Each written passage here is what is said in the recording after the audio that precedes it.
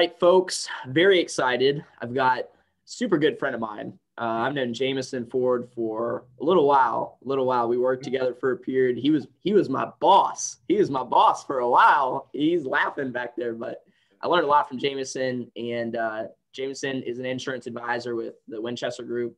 He's had a lot of experiences, and you can share a little bit in a second, Jamison, but him and his wife, Dana, live in Winchester. They're right here local to us, and I'm just super privileged and happy to have him on because I know how great of an asset he is, one for his company, but also to the community. There's a lot of people that shed a lot of positive light on Jamison and just the type of business person he is. So we're going to talk about employee benefits, putting together packages. If you're a small business owner, specifically our audience is moving companies, but any small business owner, you're going to get a lot of advice and a lot of tips and benefit out of this, because this is something that you can add to your organization to make it grow, to keep it sustainable, because it's not about just growth. It's about stabilizing and solidifying business. So Jamison, thanks for jumping on, and I'll let you just open up, man. Tell everybody a little bit about you. Yeah, Winston, man, absolutely. That was quite the introduction, man. I'm not sure if I've ever gotten an introduction like that. I appreciate it. You don't have to lie like that, man. No, Winston, I had the pleasure of yes, you worked for me and I was your boss at one point, but trust me, I learned just as much from you when you were an employee as you probably learned from me. I think that's important, that not get too caught up in positions and who's boss of who. We can all learn from each other. And I've certainly learned a lot from you. And we've become really good friends throughout the years. And it's been a pleasure. And I think what you're doing, by the way, especially during these unique, challenging times, Winston, is very helpful for business owners and employees and people to just try to stay positive and get through these challenging times. Because it's not about trying to control the uncontrollable. It's all we're trying to do is control the controllable so we can get through this thing and be better business owners and people because of it. So thanks for having me. Excited. And thanks for doing this. I think this is awesome. I think people could really benefit having a consultant like yourself. So, but for me, my background was corporate wellness. I used to speak with HR directors about creating a healthy lifestyle for their employees so they can in turn have fewer sick days and higher energy in the workplace. Also did some marketing and advertising sales for a while there for some sports facilities and for companies in the fitness and wellness industry. And now I'm kind of playing on the other side of the fence. Rather than talking about developing wellness programs to save on health insurance, I'm now providing the health insurance for business owners and their companies, as well as other health-related benefits, because at the end of the day, if you take care of your people will naturally take care of the business in return. But if your employees don't feel like they're being taken care of, they're not going to want to take care of the business that much, right? So my job is to develop a benefits package that just makes people feel like they're being taken care of by their employer, and helps companies hire and retain the right people. So, and I'm at a good agency that has a lot of bandwidth. We got a great team here. We've been doing it a long time. And I work with some great people who have some great values. And I couldn't be more blessed to be working for a company like the Winchester Group. That's for sure. That's awesome. Yeah. And, I've heard there a lot, not just from you, obviously, because you work for them, but I've heard other good things about the Winchester Group. And I think it's a good point when a small business owner goes to start there, they start thinking, okay, this is probably something I need to take the next step on. I talk with all my clients about that chess move. And this is one of the chess moves in your business is benefits and offering more to your employees. So let's just start with some of the basic stuff, right? Like what are the different things that you can put together in a package, and just share some of the basic stuff with people? Yeah, sure. So I do have some slides here if you want me to share those, or I can just kind of go over them in bullet points. But I think the key is let's see here. Do I share this on my screen? Yeah, if you share it, then you'll be good. Let's see here. And I'll let you know if I see it. There we go. There we go. All right. Can you see that? Hold on. There we go. Boom. There we go. All right. So this is just our team here at the Winchester Group, but let's talk a little bit more about, why companies should really consider offering benefits to their team members. One of the reasons you should start considering that as a company is if you're looking to grow, you're going to need to make your job offers more attractive and offer the right benefits to hire top talent. If you look at these statistics over here, actually 45% employees find that 45% health and benefits are the most important benefit when it comes to a job offer. There's paid time leave, there's employee perks, there's 401k plans, paid time off. All those elements are very important when it comes to creating the right job offer and getting the people you want. But health benefits tend to be one of the higher ones on that scale because at the end of the day, 60% of all individual bankruptcies are usually due to unexpected health cost. Another reason is once you get those employees, you want to keep them, right? So is your employee benefit package growing year in and year out for your team members? So it makes them want to stay. One ancillary benefit actually, Winston, and it's not a health insurance product, but it's actually a life insurance product that is a permanent policy that employees can actually develop a cash value with. So there's a little bit of an income there too. And you could set up those policies to where employees don't have access to that cash value to that life insurance policy until they've been with a company for 5, 10, or however many plus years. So that's the golden handcuffs model. I'm not sure if you ever heard of that philosophy, but that's a benefit where you can create saying, hey, here's a nice life insurance policy to protect you and your family. But if you're with the company 10, 15, 20 plus years, you get to tap into the cash value of that benefit as well. So it's not only about creating a benefits package to attract the right people, but to keep the right people as well. And then 2, we want to develop the right culture for you and your business, right? You want your employees to feel like they're being taken care of and that they're just as important as the clients to the business, right? Because as we said before, if you take care of your people, they're naturally take care of the business in return. So it's all about developing that culture. And then another element we want to consider, and we talked about this last week, Winston, is, some companies say, well, Winston, why would I offer health insurance or life insurance or any of these benefits when, at the end of the day, some of my employees just want a higher income. They just want to be compensated higher. Right.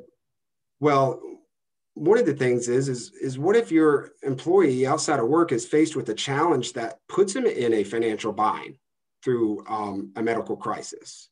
You want to protect and ensure not only your employee, but the business.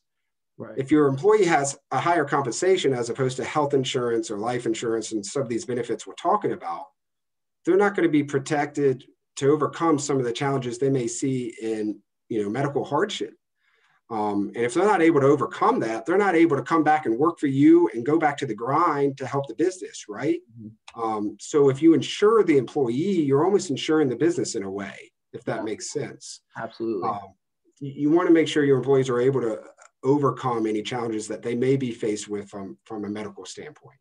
And then 2, the final element, which I think is the most important, is we all know health insurance in this country is not the greatest. There's a lot of kinks to it, right?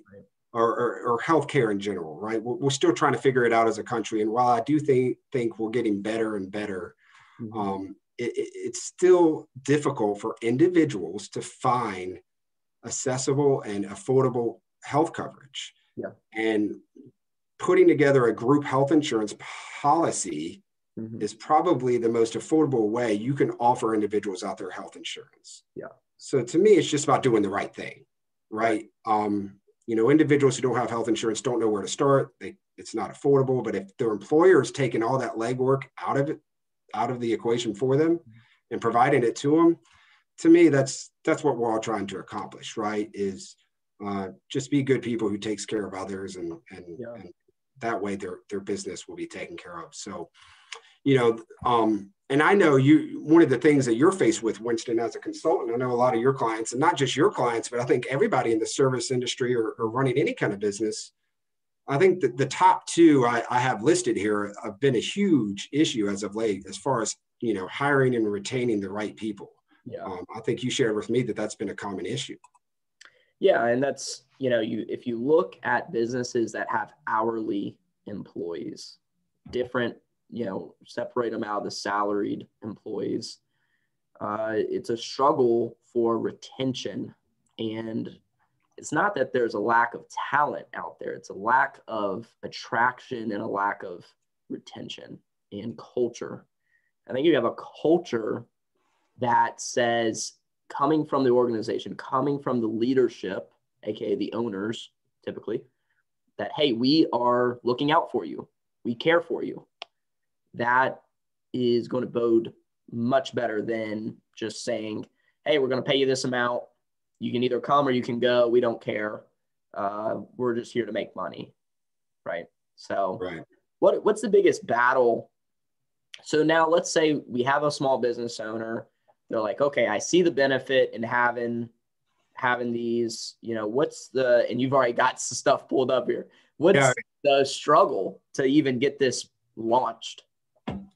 Yeah, so there's a lot of minutia tied to it, and I'm not going to drag everybody down to that. But the first and foremost, most important thing is to find a broker that has the bandwidth and service capabilities to look out for your best interest and find the best options for you and kind of walk you through this process. Because one of the main reasons people kind of don't really dive into it is because there's a lot of moving parts. So what I'm going to do is kind of go over some simple things to consider before you really dive into looking at benefits for you and your employees. Mm-hmm. So if you're that company and you realize the benefit, like we just talked about, it's more than just about offering the most amount of money, right? Mm-hmm. To get the employees you want. It's about doing the legwork to, because you're right. There's good talent out there. This is a great time to be looking for new hires. This is a great time to be looking for a new job. If you're somebody out there looking for a new career, I mean, it's just about the matchmaking process. Is right. Each party doing the right things to find the right match for one another. So if you're a company that says, you know what, I see the benefit of this. It's not just about offering money, because it's not just about money and keeping, that's not going to keep people long-term. It's the family atmosphere you get with an employer that they're being taken care of. So you realize that you're a business owner that says, okay, let's dive into some benefits packages to take care of our employees so we can develop that culture that we're talking about. Mm-hmm. Here are some things to consider when it comes to group health insurance, particularly. First and foremost, companies with 50 or more employees, they're legally required to offer health insurance. Yeah. So if you're a business that has 50 or getting close to 50, mm-hmm. you need to start looking into it sooner rather than later, because right. It is a legal requirement to offer health insurance to your employees if you have 50 plus. Now, companies under 50 employees, Winston, those are considered small groups and aren't legally required to offer health insurance. However, due to all the reasons we've talked about thus far, more than 70% of small businesses with 1 to 50 employees are currently offering some kind of health insurance to their employees. Yeah. Why is that? Well, that's due to all the reasons we just talked about, being the right match for the right hire. And the employees, the people looking for jobs, realize how important it is to have health insurance for them and maybe even their families. So even though you're not legally required, I highly recommend you to consider it. Now, if you're a company, if you're a small company, a small group that has 20 plus employees, there's another element you need to consider before looking into health insurance options. And that is, you're going to have to follow COBRA federal law if you have 20 plus employees. Mm-hmm. So if you have 20 plus, 20 to 50, 49, you're not required, but you decide, hey, I'm going to start offering health insurance. Right. One thing you have to keep in mind is you're going to have to follow COBRA, which basically means, Winston, is if you have an employee who gets on your health insurance plan, you're a business of 30 plus employees, 20 plus employees, and that employee gets on that benefit and they quit or they're terminated, by law, what COBRA means is that you have to allow that employee to stay on that health insurance plan. Mm-hmm. Now, there are some extra steps and extra paperwork involved with that once an employee leaves a company, but you have to give that employee the option to keep that health insurance, even though they're no longer employed with you. Now, you don't need to you don't have to require them to stay on it forever, but there's a certain time length you have to allow them to stay on that health insurance benefit if they wish to keep it. Now, the other thing is you don't have to continue to pay for it. If you are contributing towards that employee's health insurance and they're terminated, but they want to keep it, so you put them on COBRA, you're no longer required to pay for it, but you have to keep them on the plan. And there's just some steps that you have to do in order to do that. Right. So what I encourage people to do is when you go down this health insurance road, make sure you find a broker that can take care of all these other moving parts. Yeah. Once we get you the benefit, there's a lot of other, laws and legal requirements that you have to follow once you have the benefits. So certainly keep that in mind. Yeah, especially with people, if you've got a lot of those hourly employees, and I mean, maybe you do have kind of a high turnover industry business like moving, a lot of service-based businesses, could be landscapers, could be hardscapers, plumber, all kinds of stuff. I mean, turnover is high in those types of industries. And so, even more reason to have a good person. Yeah.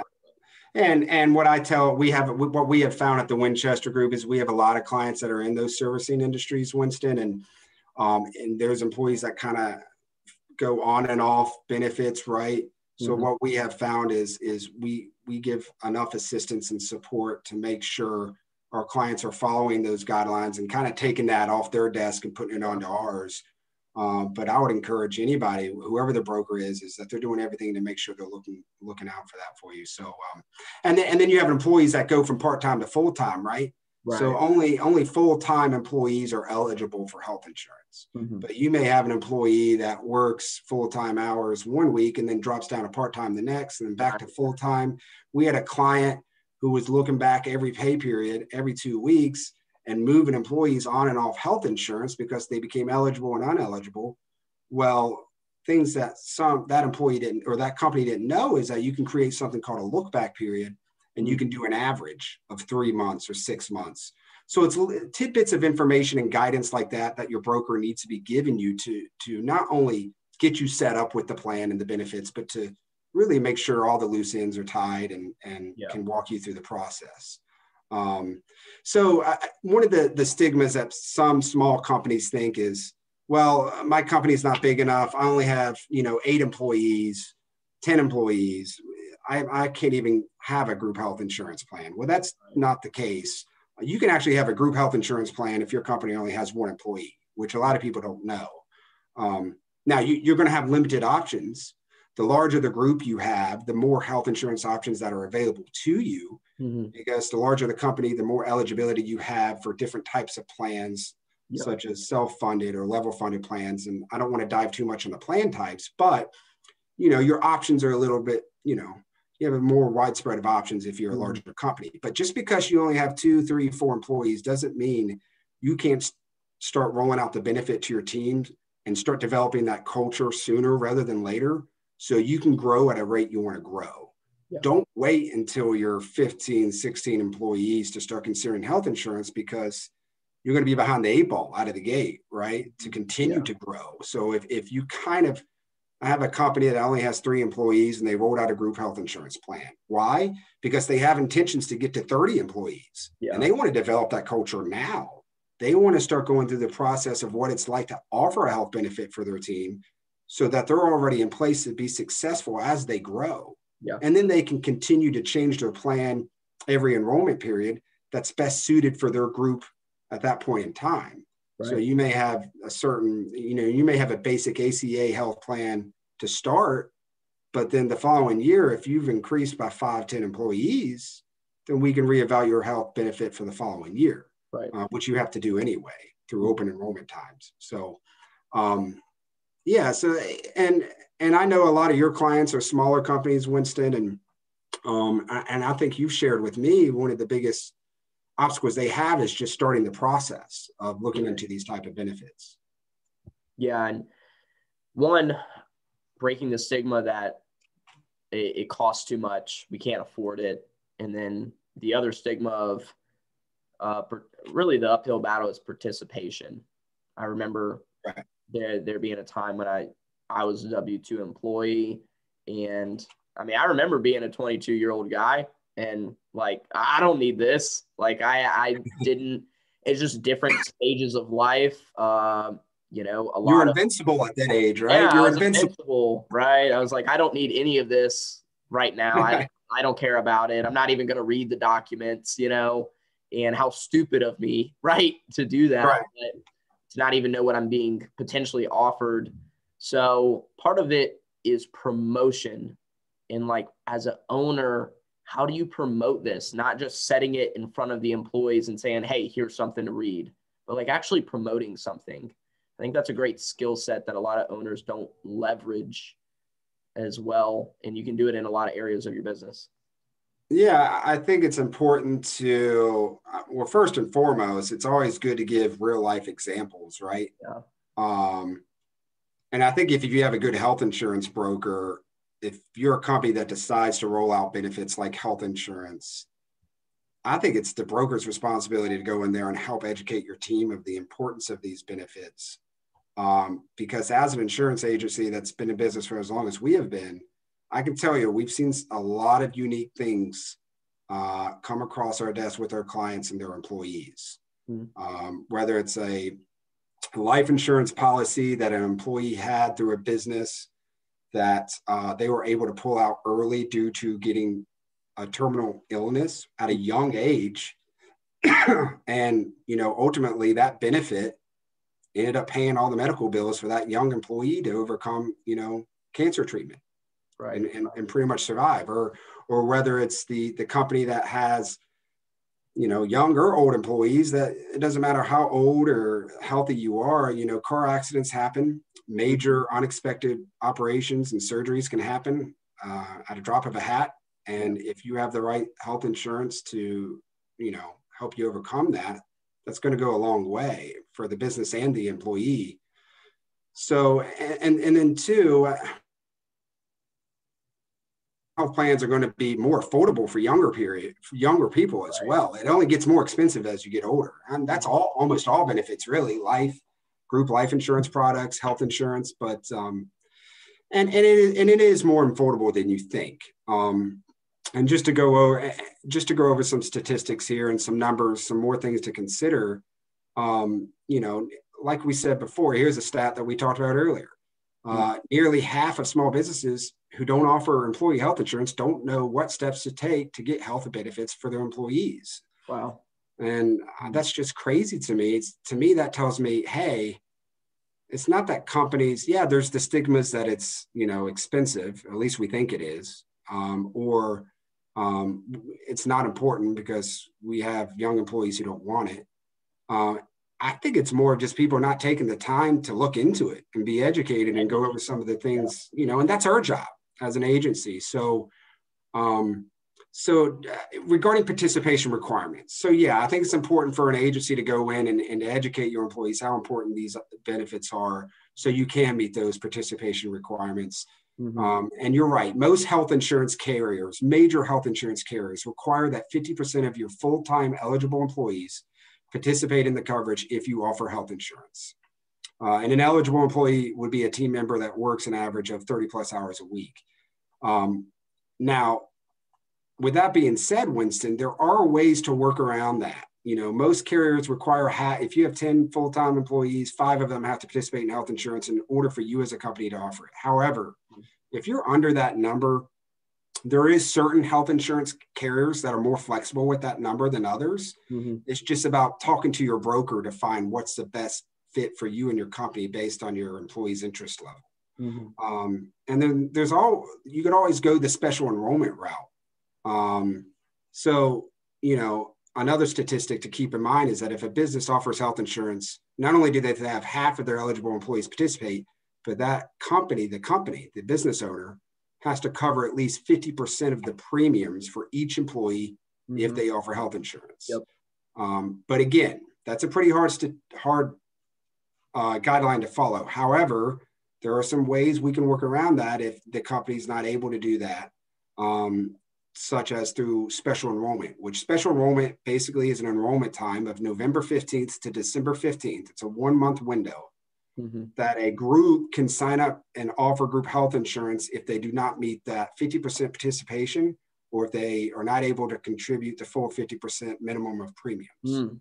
So again, it's just about talking to your broker. Like, look, just because you don't think you can contribute as much as you want, or just because you don't think you have as much participation as you want, doesn't mean that a broker can't at least start the process for you, educate you and your team members to see if we can get you there. And if we can't, then there's some ways, whether it's working through a different health insurance carrier or going the special enrollment route, if that makes sense, to get it done and to develop that culture to create a better atmosphere and job opportunities for people out there in the job market.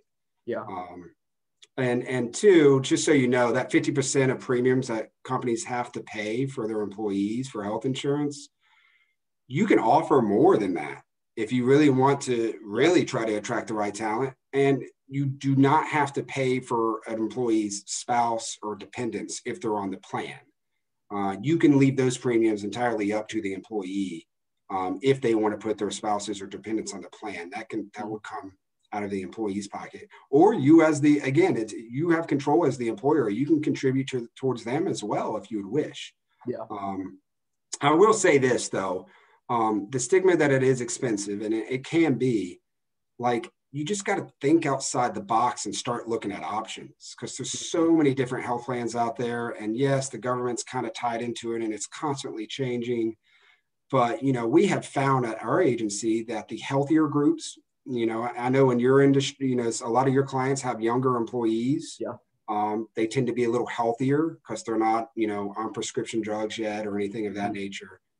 Healthier groups should really consider an more underwritten health insurance product for their groups, such as a self-funded plan. And that's one plan I wanted to just chat about a little bit. Yep. A self-funded plan is basically where the employer is paying for insurance that is covering for claims throughout the year. Okay. And then they have, rather than paying one flat premium, and then they have something called stop loss coverage insurance that they're paying for throughout the year. Okay. Mm-hmm. If throughout the year, if their group of employees do not have enough claims that exceed the amount of coverage they're paying for that particular health insurance product, you can get a return on your premiums back. So you're kind of incentivized for your group to be healthy, take care of themselves, be safe on the job site, right? Because they can get a return of premiums. You as the employer and the employees, if you wish to kick back some of that to them as well. And then the stop loss coverage that you pay for is basically just an insurance product that kicks in if your group exceeds those claims. Let's say you have an employee that has a really bad claim during the year and you don't stay underneath that point, then your stop loss coverage would cover any premiums that exceed that. Now, you wouldn't get a return in premiums, but that's just a way to basically only pay for health insurance that you need, as opposed to being overinsured. So, that's just one direction you can go. It's just about looking at all options. Now, I will say self-funded plans do have a little more eligibility requirements. I think you have to have, some carriers require you to have 10 plus employees. I think some may only require 7 plus employees. And the insurance carriers will make your employees do a health application, a questionnaire. They'll ask your employees about their health background to make sure they qualify. But, it's just about looking outside the box. It's not as expensive as some people come off it to be, that's for sure. And as we said before, and it's crazy that almost 50% of businesses, they don't know the steps. And it's just a matter of, one, do you care enough? Are you thinking about it? I mean, if I was, if somebody came to me and they asked me about it, I'd say, well, first and foremost, do you know your employees well enough?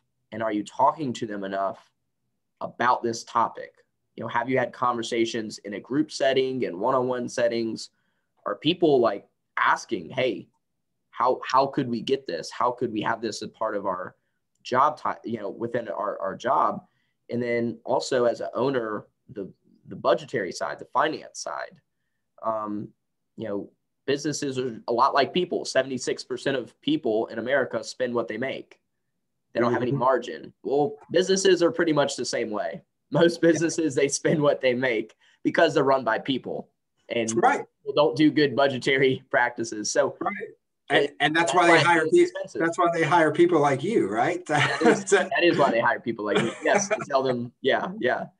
So yeah, I mean, I think you need to, as an owner, you need to sit down and you just need to start the process. It's not as big of an uphill battle as it seems. When you know nothing about it, it seems overwhelming. Like somebody that's watching this right now, they could be hearing about some of these plans, and there's a lot more in depth that Jamison could be going. This is just surface probably, but it doesn't have, you don't have to have a degree in this to be able to do this for your business. That's all I'm trying to say. So. Yeah. And it's just about having somebody do the legwork for you and has the experience and the bandwidth to look out for you and your group's interest. And, but yeah, you're absolutely right, Winston. And I'm sure this is what you as a consultant talk to about your clients all the time. It's like employees are people too, right? Like, and us, or, those business owners need to take the time to have conversations with their employees outside of what their jobs are and their job description. You know what I mean? And outside of holding them accountable to their job, like what business owners are talking to their employees and asking them, hey, what's important to you? Huge. It goes back to that culture.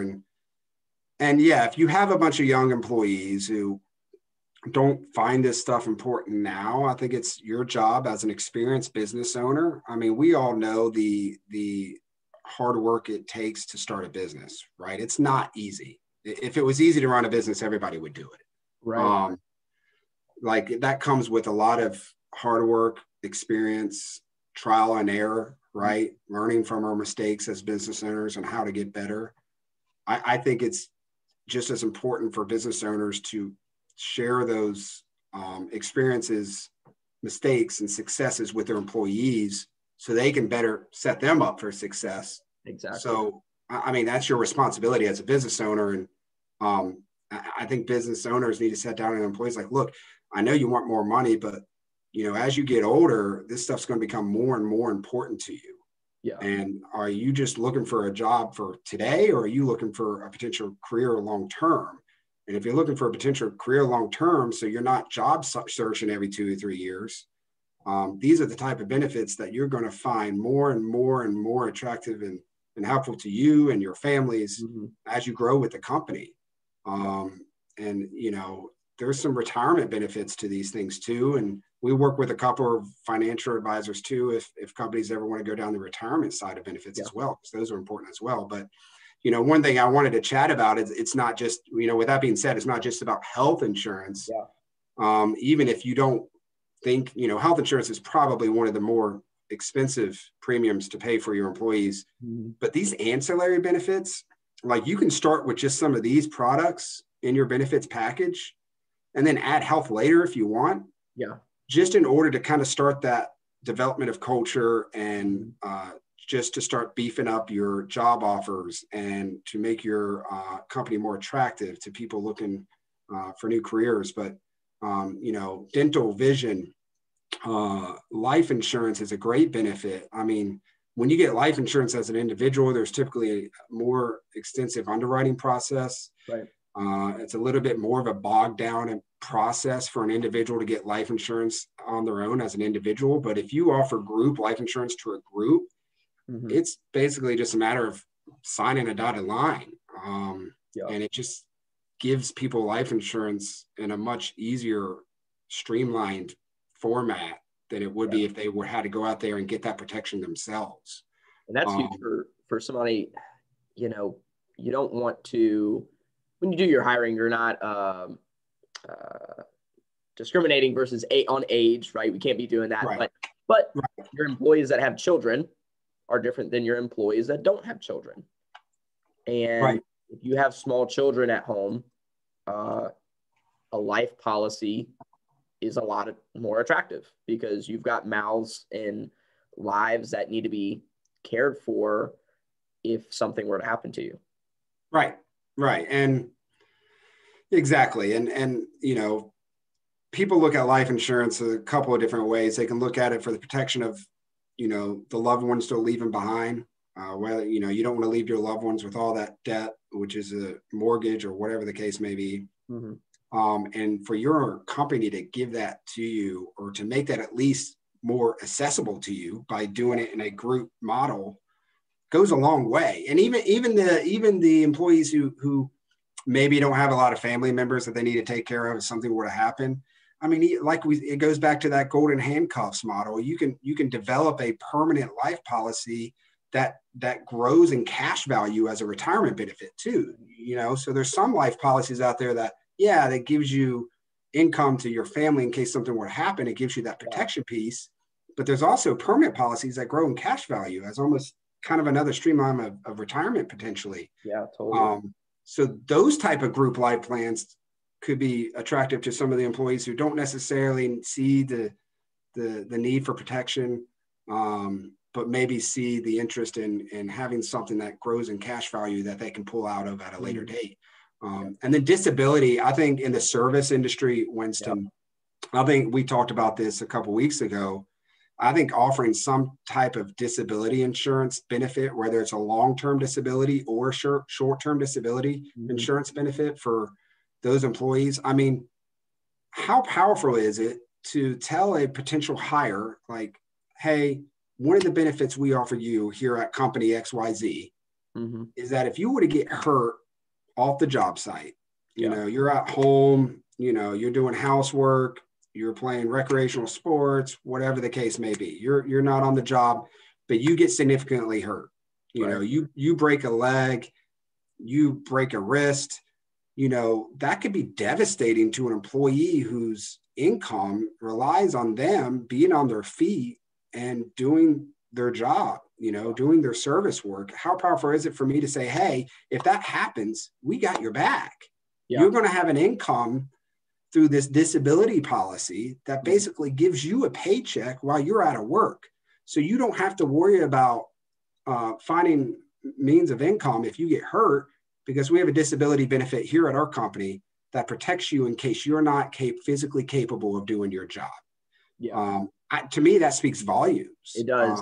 And it's crazy. Just this past weekend, I was out to lunch with two people over at Paper Mill, actually, and little place in town here. But they were telling me about how their brother had broken his leg doing something crazy, jumping off a bridge at a river, and he broke his leg.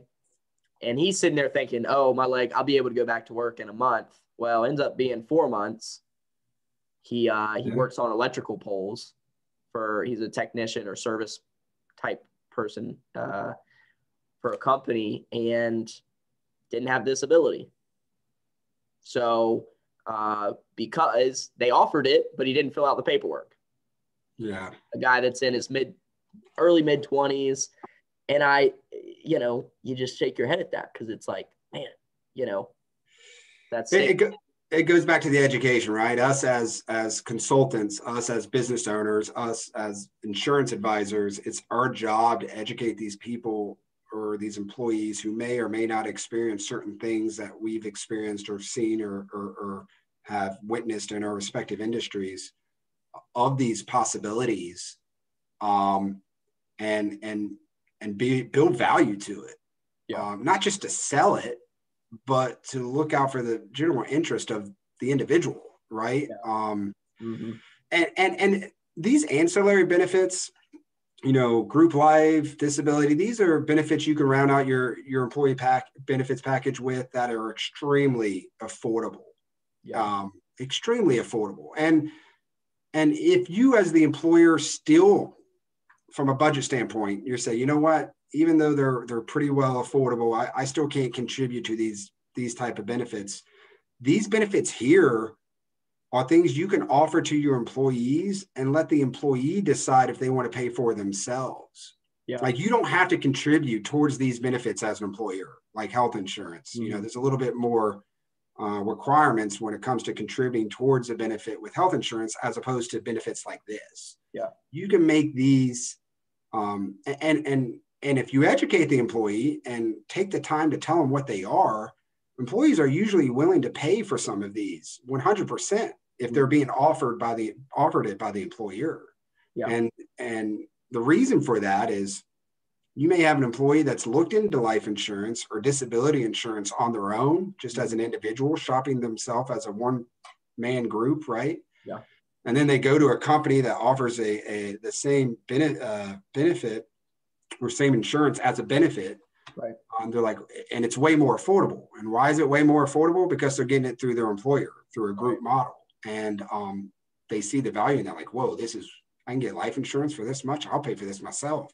So again, it's, these are benefits that could be $0 out of the company's pocket. You're just going to have to take the legwork to educate your potential hires on the benefit of it. But or you can contribute 100%. It's totally up to you. It can be contributory or voluntary, totally up to the employer. Yeah. And disability is probably one, like if I was a moving company owner and I was like, well, I want to start building this part to the business, I would start with like 2 of these ancillary benefits, put them into the packet and just build from there. Because as your company matures, it is kind of hard to go from nothing to everything. So I like the idea of especially, a small business, that service provider type businesses, figure out what's important to people. If dental is important to people, then see how can we do dental and maybe disability and start with that, and or whatever it is. Because when you're scrolling through, there's tons of jobs that are hiring for people. Even though unemployment, it's very confusing. Unemployment is the percentage it is, but there's so many jobs that are needing to be filled. And when I'm scrolling online and I see job titles and posts and they have benefits on there, that catches it catches your eye. You stop, you read. Yeah. You're like, okay, well, they must be doing something right. Not everybody offers this, versus the job title and post that is one, two paragraphs. They don't really talk a lot about what they offer. And you're just like, I don't know about that one. And you just scroll past it. So it's all about creating substance. Like you got to have substance there to get somebody's attention if they're looking to start a career with you and your company. And honestly, like if you are offering these type of benefits and you're educating the potential hire, these type of products or services or coverages and protection, and they don't see value in it, to me, it's like, do you even want that type of person? You know what I mean? If they're not looking out for the well-being of themselves, and then are they going to be looking out for the well-being of the company? Right. So use it as a screening and filter absolutely process. Yeah. Absolutely. To me now, again, every potential hire is a case-by-case basis, right? Yeah. But I think so. I think it helps. It just develops that culture, and it helps you find the right fit. If somebody says this stuff's important to them, then usually more times than not, they got their head on their shoulders and they're looking at, and they're looking long-term. Exactly. And they're not going to go anywhere. Right. Yeah, because every time you have to go and you find another person, that's time, resources, money, and you could be using that in other places. And retention. I mean, the longer that you're trying to chase and find the right person, is more time that you're not spending moving on to the next level of the business. Right. And I think a lot of business owners who haven't started this process, and just so you know, just to educate some of your viewers or clients or whoever may be watching out there, to really start looking into different benefit products for your company, it's just a matter of sending a census of your current list of employees. I mean, it's that easy, and giving it to a broker that has the support staff and bandwidth to work with a variety of carriers. I encourage whoever you work with is that you work with an agency that has the ability to work with multiple carriers, so they can shop on your company's behalf to build the right benefits package for you and your team members. And, here at the Winchester Group, we are a broker agency. So we work with all major health carriers like Anthem and Innovation Health and Optima and United Healthcare. And then for all the ancillary benefits, we work with a variety of carriers as well, such as, Delta Dental and Guardian, the Standard, Principal. And all you have to do is send them a list, whatever broker you deal with, send them a list of your current employees, which includes, their names, date of birth, where they live, things like that. And that's where it really starts. And you take that list and we start looking at options. We ask some questions, what's important to you and your company? What type of employees are you looking for? What's important to them? What feedback have you gotten with exit interviews? Hopefully, I'm sure your clients are doing this, Winston, because you're consulting, but hopefully any employees that do leave the company, they're doing exit interviews, right? So they can figure out, what kept them there, why maybe they're moving on, what they liked about the business, because your employees' feedback can go a long way. Taking all that information, sharing it with your insurance broker, and then giving us, your census or whoever your broker may be, so we can just start looking at a numbers game. It's not that much of a process. And then when you have the time, when you're ready to pull the trigger on some of these benefits and you see the value in it, maybe I have some clients who just started with health because that's more important from an employee's standpoint most of the time. But I've also had clients that started with just some of the ancillary stuff, like you talked about, the life and the disability. And then they added the other later. I mean, you could start anywhere. You don't need to round out your benefits package out of the gate, but at least start looking into it because it is important. And if you're a company that's looking to grow 20, 30, 40, 50 plus employees, eventually you're going to have to offer this kind of stuff legally. So totally. It's important to start looking into it. Totally. And there's a lot of companies that, we'll talk about moving companies. Their goal might be to be a 7-figure plus location and then opening multiple locations. If you're even have an ounce of a thought of opening multiple locations, you need to figure this part out because you're going to have multiple locations, meaning you can't run all of them. You're going to have management people. And if you lose that management spot or that role or that person at that title, that can be detrimental. You could have a whole location start sinking because you don't have a general manager that's running that place, or you don't have a certain sales rep or marketing person in the location, and you yourself can't do it all. Maybe when you had 10 employees, you could do all those crazy things and run around like a chicken with your head cut off. Right. But you start jumping into the bigger stuff, you just don't have the time. You don't have the energy to do it all. And we're not superheroes. I know everybody thinks they are. I think I am half the time, but we need help, and it's not wrong to ask for help either. Yeah, and I think you're 100% right, Winston. And that's why I cannot preach how important it is to have somebody like yourself to remind business owners of that. But because it's easy to forget, especially for those who have control issues, which we all do to some degree. Sometimes it's just a matter of giving up control when you're so used to, you worked hard to be a business owner, and you may have worked extremely hard. If you're a business that's been in business 3-5 plus years, you had a lot of control and worked really hard to get there. So it's not always easy to give up that control. And we understand that. And at the end of the day, it's just about finding an insurance broker or a consultant or a hire that fits your company that you trust to kind of give the wheel to a little bit, whether it's from a management standpoint. And I'm telling you, the best way to find people you trust to take care of some of those things is to develop that culture and doing the legwork to screen people and find the right fit. And I think offering a benefits package is a great start.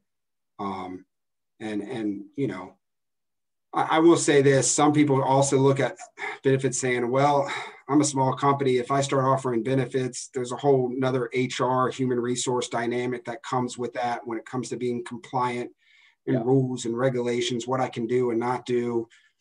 Well, what I'll tell you is that whatever broker you work with, and not all brokers are like this. Some insurance brokers could be a 1-person, 2-person operation and could be limited in this regard. But I know us at the Winchester Group, we try to take a lot of those extra things that come with benefits off your plate. So we're not adding to your workload by providing you something, but we're actually taking care of it all.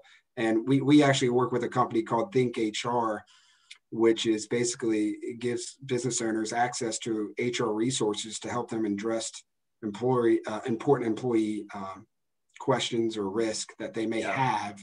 It's huge.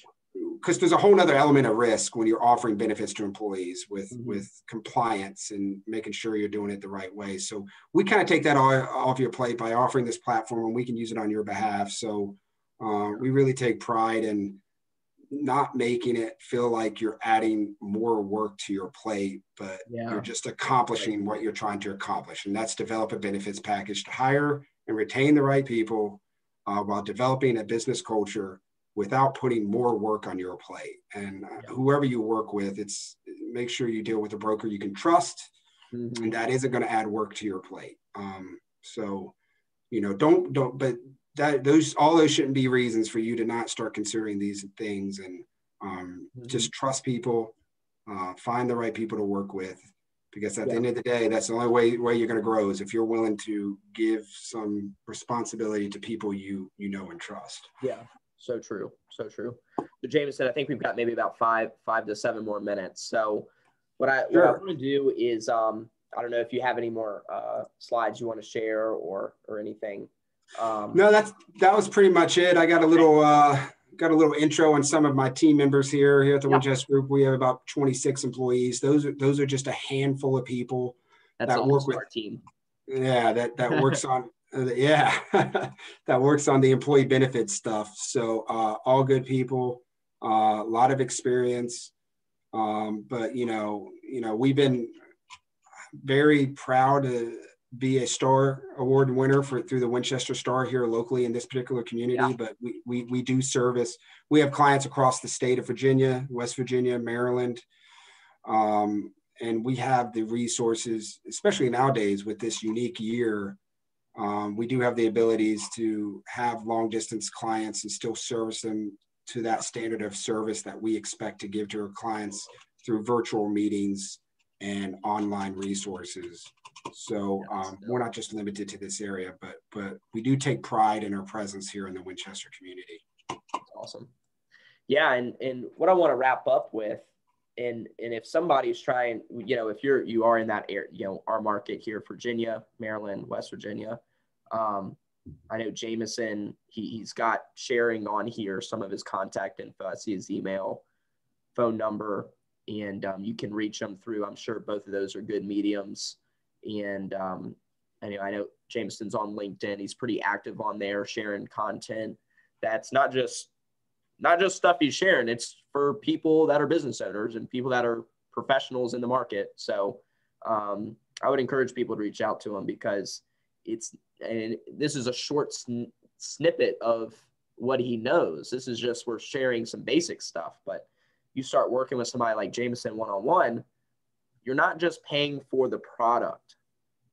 This is why I love working with people that are specialists. You're not just paying for the product of a health plan or a disability plan or whatnot. You are also getting the person. Jamison is a product in himself. What I offer is a product in myself. It's called expertise. Right. 100%. You can't, that's a hard thing to put a price tag on. Right. Because if you don't know it, then where are you going to learn it from? Google? Yeah. Well, yeah. Good luck there. There's a bajillion things to read through. Or you can just get connected and network. This is one of the things that when I talk to people in our market here about Jamison, the first thing I talk about is this dude's a master connector. He's a master networker. Every time I see him, he's talking to people. Every time I talk to somebody else, they talk about how he's talking to people. And it's because that's how business is done. I like working with people that know good business, and Jamison knows good business. So right. Yeah, that's and same goes to you, Winston. I think we've learned a lot from each other through the years we've known each other. And I could say a lot of the same things about you. And yeah, where it all starts, how to reach me. I'm a phone call guy, meet in person guy. I know meeting in person's not on the top of everybody's ability list right now, but I'm more of a conversationalist. I think it's important to have a conversation. Just talk about it. Talk about your business. Let me learn about you and how you started and where you want to go. A lot of the same way that you work with your clients. I think that's important because I think the starting point is trust. Totally. The starting point is trust. And the only way that we can trust each other is if we have a conversation and learn more about each other and do what's best for the client. And for me to do that, pick up the phone, feel free to, even if you you're 3 years out from this and this is something you don't have interest in doing right away, but maybe down the road, like give me a call, ask any questions. Even if you don't use us as your agency, like it's just, I take pride in knowing that I gave people some information they can take with them that can help them sometime down the road. And just like you, that's why we love what we do, Winston, is that it's more than just the money. It's the education and guidance and the success we can help people achieve by just having conversations and learning more about each other. So, thanks for doing this, man. This was awesome. I really do appreciate it. Yeah. I'm glad things are going well for you, man. Yeah, absolutely. And same to you. I'm sure we're going to collaborate again in the future. And 100%. One of the things we'll use as a wrap up portion is, and this is outside of employee benefits, but it all circles back, right? It all is connected. Is the current circumstances, right? What small businesses are going through, the trials and struggles that owners are facing trying to run a profitable business when there's so many things that are unknown to them, So in your opinion, and you can keep this G-rated or PG or R-rated, you go whatever you want. In the next 6 to 12 months for a small business owner, sure, what do you foresee happening to our economy? And if you could give one tip to a small business owner right now, what would that be?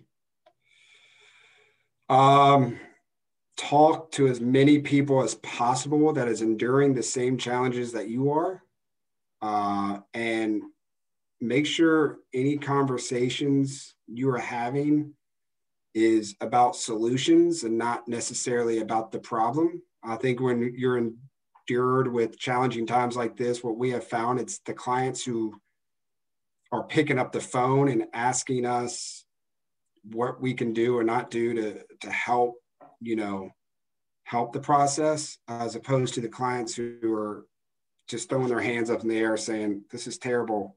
Yeah, I can't do anything about it. And I'm just going to take it. And, what I have found is the businesses that are adapting and accepting it for what it is are the ones that are going to come out of the end of this thing. And as far as the economy goes, I think we're going to be okay, man. I mean, this is one of the greatest, if not the greatest country in the world for a reason. I think the people is what makes this country go. And I think it's the hard workers mentality, the never give up mentality that gets us through. And I think our economy has been fine. I think you're going to see an upswing in a lot of industries. Like when this thing's over, everybody's going to be excited to get out there and spend money and get things done. I have a lot of clients who are excelling through all this. Yeah.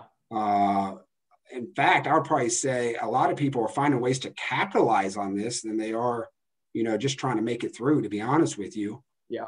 Outside of the entertainment and restaurant industries, I have had a lot of clients that have had conversations with people like you, consultants or business partners or whatever the case may be, to figure out, hey, how can we capitalize on things? What's the silver lining here? So, and not being afraid to try new things. So I don't know. That was kind of a broad answer. I think that was more of a coachable answer than it was, a fact answer, but I think we'll be fine. And And I'm telling you that if you are looking to hire, which a lot of people are, you're not the only one. If you're looking to find good people to help you with your business, that is a common problem I'm seeing with all my clients. Mm-hmm. While I think, unfortunately, the government has handicapped some of those people that are in the job market, mm-hmm. I don't want to use the words hand-me-outs, because there's a lot of people who need some of that support. I get that. But let's not set people up in this country for long-term failure by thinking that everything's going to be handed to them, right? So eventually that's going to happen. Eventually people in this country are going to be like, okay, people want to work. Yeah. They may not, some people may not realize that out of the gate, but trust me, once you go a while without contributing to society in some way, people want to get out there and work. So I think if you're going to make your job attractive and hire the top of the people, now is the time to make your job as attractive as possible for people out there that don't have work, and get those people now. Because here in the next year or two, when things are on the upswing from all of this, it's the slingshot factor, right? Mm-hmm. Everything's being pulled back. But once this thing's over with, and we're going to get through it, yeah, it's going to let go. And it's the people who are going to have all the elements set up to catch everything from that slingshot approach that's going to come out of this thing better than the people who are just kind of sitting on their hands and running business as is. You know what I mean? So I don't know. That was kind of a long answer. No, that was awesome. Answer. That was awesome. I love it. I'm gonna steal the slingshot. Slingshot, man. Now. Yeah, I'm doing that all day. Who's ready to catch that? Who's ready to catch that? I love that. And the part that I heard the most was the idea that people don't want to work is false. Yeah. There's probably some, but most people do. And it's this innate, like you said, this innate part of us that we want to be a part of something. We want to have self-worth, and people want to earn their keep. They really do. The reason that it seems like the reason that some people may look like they don't want to work is because they don't have something worthy to work for. 100%. And the people who don't want to, we could talk about this all day. Oh yeah. But the people who made, the few people, I mean, the unemployment rate was down to like 2.4% in this area for a reason at one point before COVID. But the people, at the end of the day, there's always going to be those people who just don't want to work. But in that same regard, those people probably just never found the right family, for lack of better words, to go work for, to be a part of. They didn't find that right culture that we've been talking about this whole meeting. Yeah. They didn't find a place where it was more about just what they were making in income. It was more about what they were doing and the people they were doing it for, and the clients they were doing it for. But yeah, not to interrupt you there, but 100%. People want to contribute. It's more about just making money. It's about contributing to something that you take pride in, for sure. Yeah, and that's it. That's the whole thing that everybody's trying to figure out, is how can we build a place that people want to continue to come back to. It's worth their time, and it's something that has a greater purpose than themselves. 100%. Absolutely.